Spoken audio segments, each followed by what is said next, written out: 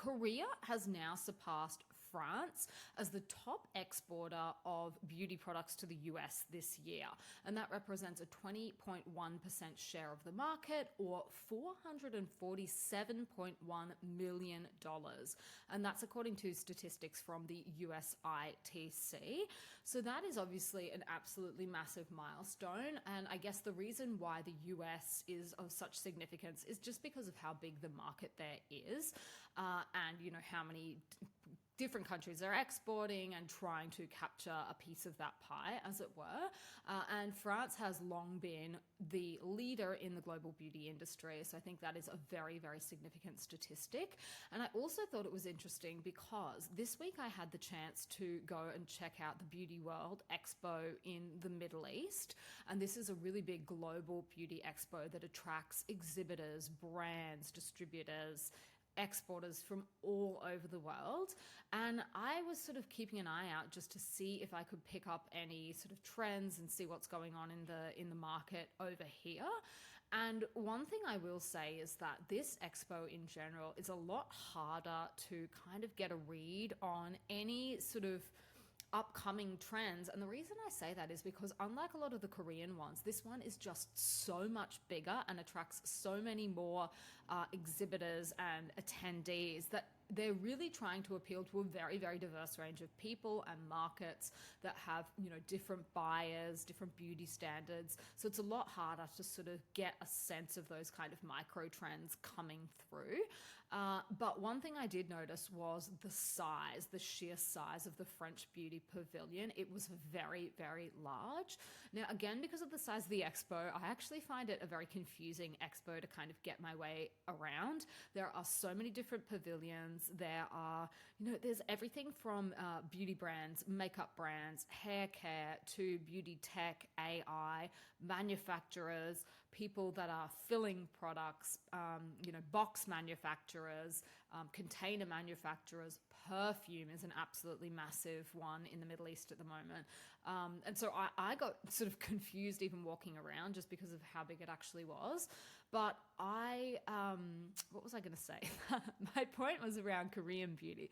So last year we actually exhibited, Jellycoat had a booth at Beauty World Expo, and we were in the Korea pavilion with a lot of other brands from Korea. Now, I admittedly did not have a chance to walk the expo last year, but because of how smashed we got. It was because there are so many people, we just didn't have a break, which is also kind of unusual. Other expos that I have either attended or exhibited at, we've always kind of had a chance to walk the floors ourselves and kind of get a sense of what's going on, who's there, and we did not have a chance to do that. There were three of us manning the booth. We kind of took turns and made sure that there were always two people on, but then there was a third person we could kind of sub in and out if we needed to. And we barely even had a chance to eat. Like, we left at the end of the day and we were just like absolutely dead on our feet. We were exhausted. So look, it may just be that because I didn't have a chance to actually walk the floor last year and sort of see everything that was going on, that my perception this year is a little bit off. I'm not sure. But my perception was that there weren't as many K-beauty brands exhibiting at this year's expo.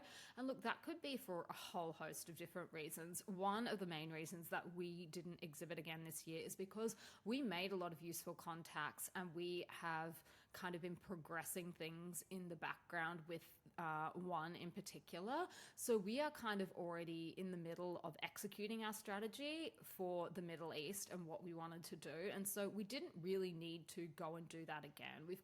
We're already in motion with our train.